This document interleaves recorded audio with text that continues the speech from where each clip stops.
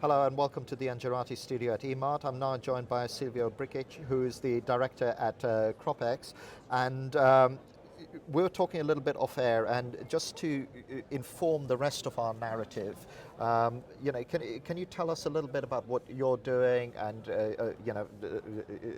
the situation in the Croatian market and so on, and then we can go and explore some of the other issues. Yes, of course. Thank you for this opportunity to present ourselves and our company. As you said, my name is Silvio Brkić. I was appointed as the CEO of the newly established Croatian Power Exchange company in May last year as a joint venture company between Croatian Transmission System Operator and Croatian Energy Market Operator, which is equally owned by those two shareholders. Our primary mission was to select the power exchange which will provide PCR service, so which will enable us to be part of these multi-integrated European day-ahead markets, but also in the future, 2017, multi-integrated cross-border intraday markets. And after this longer selection process, we have chosen Nord Pool Spot early this year and finalized the contract for providing services for both day-ahead, intraday, and also clearing of the day-ahead and intraday. Currently, we are working on the finalization of all documents needed before our official startup or official admission process, getting or onboarding the CROPEX members, which will operate at our market very soon. So that is where you are. You're at that almost ready to go, but a few I's need to be dotted and T's need to be crossed, basically. Yes, in fact, you are right. We had our public workshop where we presented in Zagreb on October 29 in front of the more than 100 attendees, potential, hopefully, CROPEX members very soon. Operational design, clearing and settlement design, and all main aspects of the power exchange soon to be operated. And now we are getting in the bilateral negotiations with individual members, offering them some incentives if they will be onboarding before go live date. Of course, we already published and we will make it final on the very first day of admission process that we aim to start on December 14.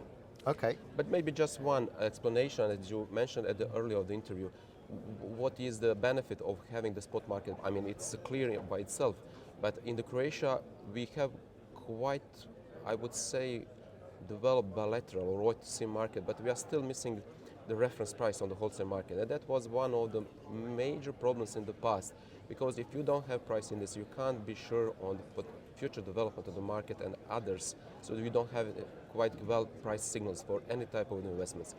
By having spot market primarily day ahead in the first phase, we will be able not only to provide the place for the auction, for the trading on the short term for each day ahead, each hour day ahead, but we'll be able to connect or couple our market with the EU, which will boost our liquidity in terms of the volumes and the number of the members. On the other side, there's a very crucial point that we are practically in the position to bridge the Southeast Europe very effectively, quickly, through really uncongested borders between Southeast Europe and Croatia towards Central East Europe or more general EU. I think it's very important to notice. Yeah, and that tees us up exactly for some of the things that you'll be discussing at this conference. But let us capture it in this interview at the moment. So how do you see the role of power exchanges in southeastern Europe? Just for those people watching, we're going to confine. For this interview, we're talking about Southeastern Europe.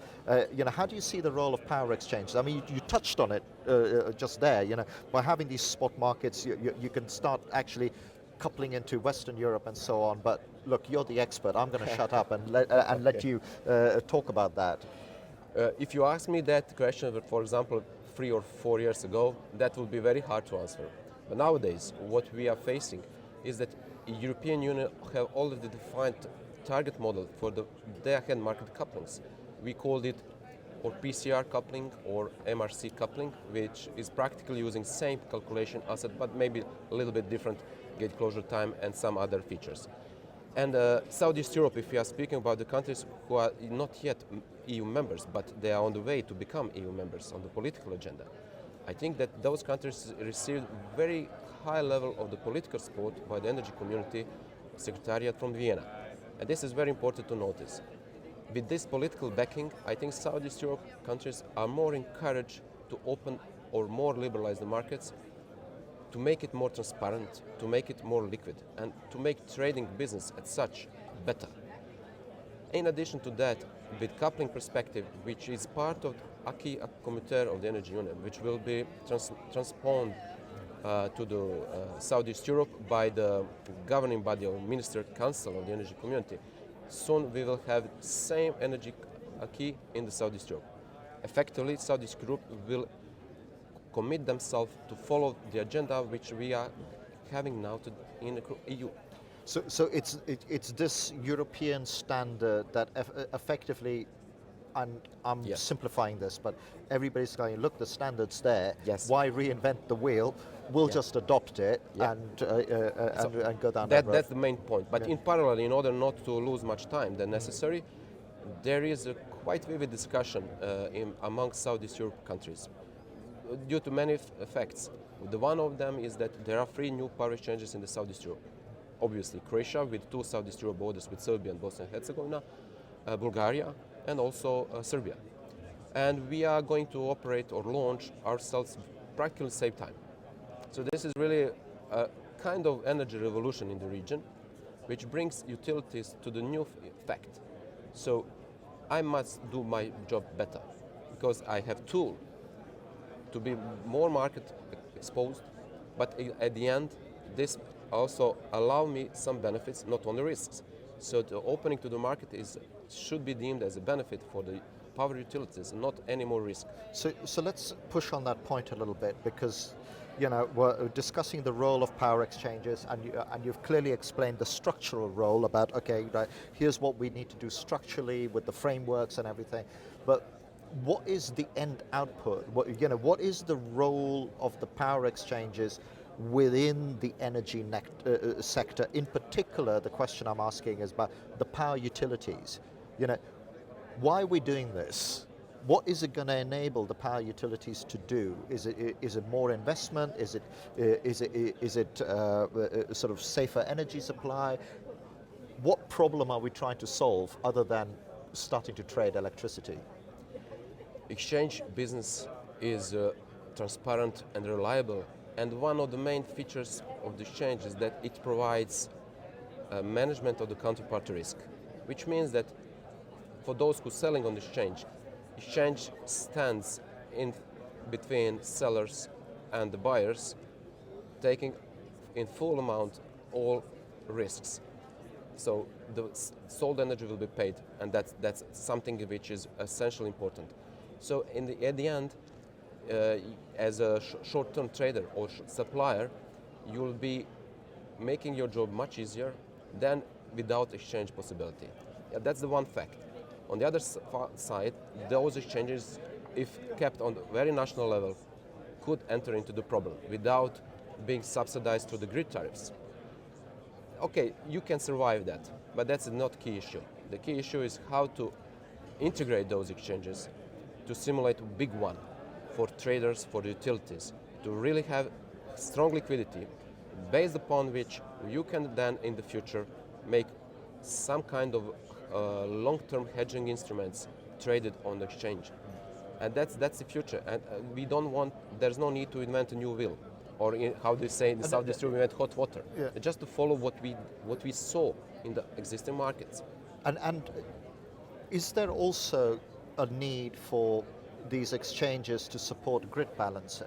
Because again, we are trying very hard to move to a world where we've got renewables. That brings in, from a base level, technically, a lot of issues. Very good question, and I'm very happy to try to answer it. Southeast Europe is really in position to provide a lot of renewables in production. Typically for Croatia, that's the case, but not only for Croatia. And I'm not referring only to the hydro, but also to the wind farms and also solar potentials. And on the baseload power side, biomass or other type of the facilities. It's very important to have day-ahead the market, to auction a surplus or to auction your buying needs. But the other side, this is not enough for intermittent production.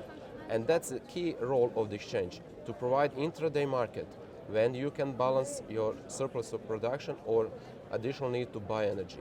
And intraday markets, once crossover linked, following XBID EU target model, which is the final one, will enable that renewables are more effectively and much cheaper integrated across the EU and also instantaneously across the Southeast Europe. And that's the agenda that we should to follow. And clear benefit for the end consumers that balancing costs they are now paying will be much lower. And TSOs will face delivery of the power 50 minutes ahead of the actual delivery. So this is the main point which is very important to understand, that in fact exchanges provide kind of public good, which is really essential to and important to understand. And the more these exchanges are intercoupled, that The better. actually the more you get. Overall that outlook distributed thing Yes. is the thing. So time flies, and we're coming to the end of our Yeah. time here. Can I just very briskly get you to kind of talk to us a little bit about, we've kind of filled the narrative with the opportunities and the structure and so on in Southeastern Europe. What are some of the key regional challenges that you see? And within those challenges, we almost always end up talking about regulation. But let's talk about the regional challenges very quickly first, and then finish off on the regulatory side of things. First of all, and that's my also very personal, but I'm sure that I'm not alone in that. We should avoid any attempt of regional dominance in Southeast Europe. We don't have to repeat mistakes from the past. And energy could be a vehicle to provide better integration of the countries in various of the aspects. Avoiding regional dominance means that we should put all stakeholders, primarily TSOs, to sit together and discuss how they could offer capacities for the implicit auction, or better said, coupling of the markets using PXs, either national or one entity owned by all. That could be model to follow, but I don't have a constitution right on that, but this is my very private opinion. And I exchanged these views with some of the stakeholders from the Bosnia and Herzegovina, Albania, and I think they found it very interesting. Otherwise, top-down, top-bottom approach, which is very pushed by politicians, which are obviously and apparently legitimate, couldn't get in trouble. Yeah. So confidence is much more important. Actually, if everybody's working together with consensus and everything, you end up with a better result. We should design a win-win situation for the all. And just to finish off then, if we want to design these win-win challenges, situations rather, what are some of the regulatory, because that's at the end of the day, you need that framework in place. Are you there or thereabouts with the regulatory framework, or what are some of those risks? I would say that the primary focus should be on cancelling all restrictions which we are currently still having in some of the Southeast Europe countries. And these restrictions refers to the traders without seat in the Southeast Europe country, which are willing to trade. We did it in Croatia last month. We fully liberalized, so all EU energy community traders are allowed to trade without company seat or subsidiary in Croatia. This is the EU practice, and it should be extended to the Southeast Europe. This is because that will surely help with liquidity as well, right? That's the definite. That's the definite. Trading companies are doing their trades from central place, and we should respect that. And in fact, we have one common market, and energy is more than typical good. It's more than typical service. So we should respect that, and we should implement that.